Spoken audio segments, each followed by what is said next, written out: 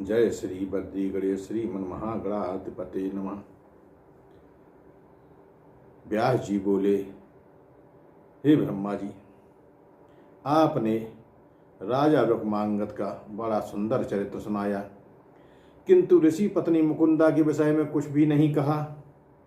उसकी दुष्टता का पता ऋषि को लगा या नहीं, और लगा तो फिर क्या हुआ? ब्रह्मा जी बोले, हे सत्यवती नंदन, मुकुंदा की दुष्टता का ऋषि को तो पता नहीं लगा, लेकिन सहस्त्राक्षेंद्र ने यह बात जान ली। उसने रुक्मांगद का रूप बनाया और ऋषि पत्नी के पास जा पहुंचा। मुकुंदा उसे देखकर हर्ष विभोर हो गई और उसके मिलन के फलस्वरूप मुकुंदा के गर्भ से एक तेजस्वी पुत्र उत्पन्न हुआ। ऋषि ने हर्षित मन से उसके समस्त संस्कार कराए और उसे समस्त वेद वेदांग आदि का ज्ञान कराया। उन्होंने उस बालक का नाम गुत्समद रखा। एक बार एक ऋषियों की सभा में अनेक ऋषि आमंत्रित थे। गुत्समद भी उस अवसर पर निमंत्रित था। वहां ऋषियों और विद्वानों के समाज में शास्त्र चर्चा चलने लगी, तो गुत्समद बीच बीच में बोलकर अपनी विद्वता दिखाने लगा। इस पर एक ऋषि को क्रोध आ गया और उन्होंने उससे कहा, रुक्मांगद, बड़प्पन मत बघारो, वस्तुतः तुम ऋषि पुत्र नहीं हो, वरन क्षत्रिय पुत्र हो। तुम्हें तो हमारे साथ बैठने का भी अधिकार नहीं है। फिर क्या था? गुत्समद तुरंत उठकर अपनी माता के पास गया और पूछने लगा, माता, मैं किसका पुत्र हूँ? मुकुंदा ने कहा, पुत्र अपने पिता का ही होता है, इसमें शंका कैसी? परंतु इस उत्तर से वह संतुष्ट न हुआ और उग्र रूप धारण कर लिया। उल्टी तेरा पाप खुल गया है, मुझे सत्य बता, अन्यथा ठीक नहीं होगा। मुकुंदा ने उसके उग्र रूप से भयभीत हो गई और उसने सत्य बात बता दी कि वह रुक्मांगद का पुत्र है। इस पर गुत्समद ने अत्यंत क्रोधपूर्वक उसे शाप देते हुए कहा, ब्राह्मण वंश को लज्जित करने वाली पिशाची तू कंटकी होगी। पुत्र के मुख से अपने लिए श्राप सुनकर मुकुंदा को भी क्रोध आ गया और कांपती हुई वाणी ऐसे बोली, अरे मूढ़, तू अपनी जननी को शाप देता है। जा दुष्ट, तेरे इस अपराध का भयानक दंड मिलेगा। तुझे अत्यंत भयंकर महाबली पुत्र की प्राप्ति होगी, जिसके घोर अत्याचारों से समस्त संसार क्षुब्ध हो जाएगा। गुत्समद जानते थे कि माता का शाप निष्फल नहीं होगा, अतः वे घर से निकलकर पुष्पक वन में चले गए। मार्ग में उन्होंने आकाशवाणी सुनी कि तुम राजा रुक्मांगद के नहीं, इंद्र के पुत्र हो।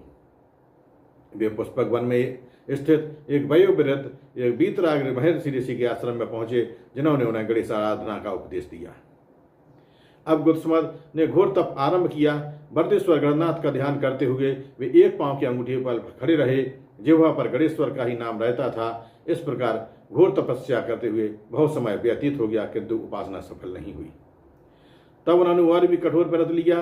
केवल एक जीर्ण पत्ता खाते हुए बहुत समय व्यतीत कर दिया। अंत में भक्त वत्सल गजानन भगवान को आना ही पड़ा। उस समय उनका तेज हजारों सूर्यों के समान था।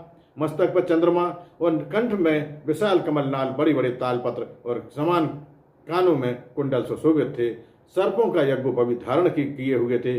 वे 10 भुज गणेश सिंह पर सवार थे। उनके साथ उनकी दोनों पत्नियां सिद्धि और बुद्धि भी थीं। गुत्समद उनके रूप को देखते ही रह गए। उस समय उन्होंने अपने शरीर का भी ध्यान नहीं रहा। किंकर्तव्य गुण के समान खड़े हुए एकटक उन्हें देखते रहे। गणेश जी ने भक्त की ऐसी बेहवल अवस्था देखते हुए कहा, भक्तराज, मैं तुमसे अत्यंत संतुष्ट हूं। जो इच्छा हो वह मांगो, मैं उसे अवश्य पूर्ण करूंगा।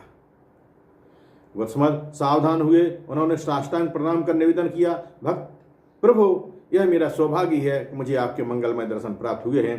नाथ यह पुष्पक वन अब आगे से गणेशपुर कहा जाने लगे और आप स्वयं यहाँ निवास करके भक्तों की कामना पूर्ण करते रहें।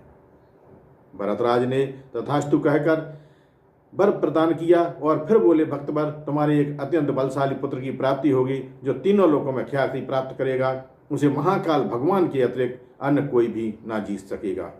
इस क्षेत्र का नाम युगानुसार होंगे। सतयुग में पुष्पकवन, त्रेता में मणिपुर, द्वापर में मानक और कलयुग में भद्रक। यहाँ जो कोई दान आदि करेगा, उसके समस्त अभिष्ट पूर्ण होंगे।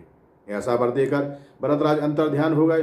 गुत्समद ऋषि ने वहां एक मंदिर बनाकर प्रथमेश्वर महाराज गणेशराज का श्री विग्रह स्थापित कर पूजन किया। आगे चलकर गणेश जी के नाम पर उस स्थान का नाम भी बरद हो गया। घुसमत अब केवल भगवान गजानन की ही उपासना में लगे रहने लगे, परंतु एक दिन उन्होंने एक अत्यंत तेजस्वी बालक को स्वयं प्रकट हुआ देखा तो आश्चर्यचकित हो गए। वह बालक उनसे नम्र वाणी में बोला, मैं आपकी छींक से उत्पन्न हुआ आपका पुत्र हूं।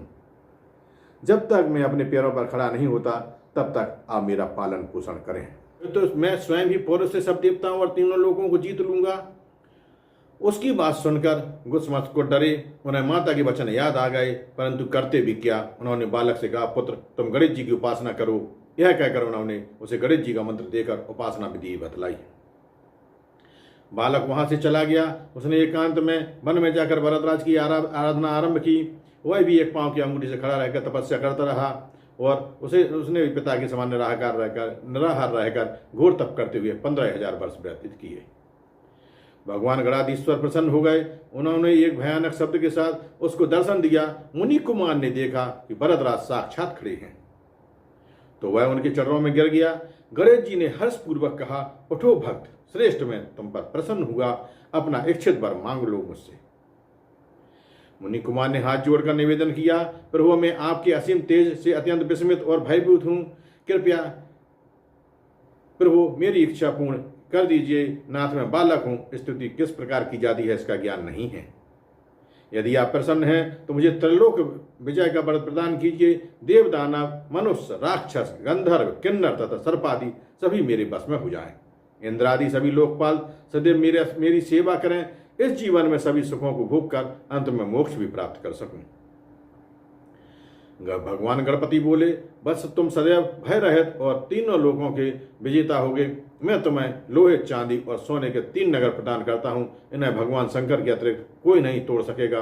यह तीनों पुर शिव जी के एक ही बाण से टूट जाएंगे। इन तीनों पुरों के स्वामी होने के कारण तुम्हारा नाम त्रिपुर हो गया। वर प्रदान कर गणेश जी अंतर्निहित हो गए। त्रिपुरासुर ने उनकी मूर्ति स्थापित की और उनका षोडशोपचार से पूजन किया। इसके पश्चात वह त्रिलोक विजय के लिए चल पड़ा।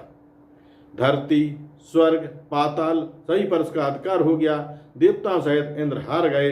उसके भय से देव समुदाय वन पर्वत आदि की गुफाओं में छिपता फिरा।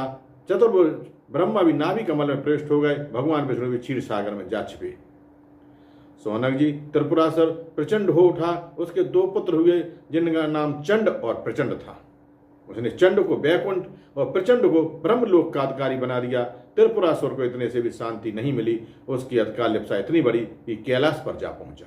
शिव जी को उसे प्राप्त वरदान और शक्ति का ज्ञान था। वे अविलंब उनके सामने पहुंचकर बोले, वत्स मैं तुमसे संतुष्ट हूं, तुम जो चाहो सो मांग लो। त्रिपुरासुर बोले, भोले बाबा यदि आप मुझ पर प्रसन्न हो तो कैलाश छोड़कर मद्राचल पर चले जाएं।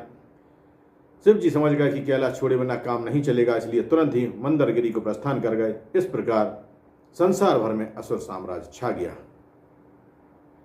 गिरी कंदराओं में छिपे हुए देव इंद्र सहित सब देवता अत्यंत दुखी थे। उनकी समझ में नहीं आता था कि असुर पर विजय कैसे प्राप्त की जाए।